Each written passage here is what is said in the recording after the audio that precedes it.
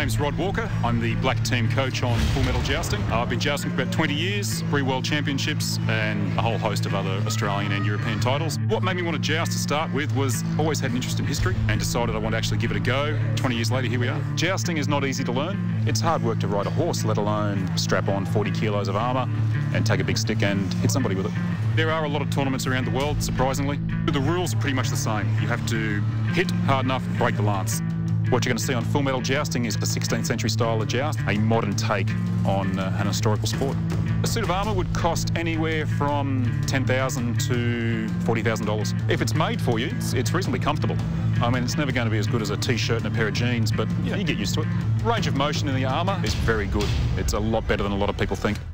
Jousting is very much a mental game. What goes into my head when I'm getting ready, I'm just focusing on the task at hand. Everything else goes away. So all I'm thinking about is hitting the target. It's not just going down there and hitting the other person as hard as you can. It depends where you hit them, how hard you hit them. My personal favourite is the double tap. I'll break on their shield, I'll lift the rest of the lance into their head and try and rattle them by knocking them out. When you break your lance and you drive the rest of it into the shield and you feel that secondary impact, it's the best feeling in the world. They're either being rattled or they're in the dirt. It is dangerous, but if I thought about getting hurt, I wouldn't do it. You know you're going to get hit, but you get a chance to do it to the other person. Therefore, it doesn't even worry me. It happens so fast that really it's bang and, oh, crap, here we go.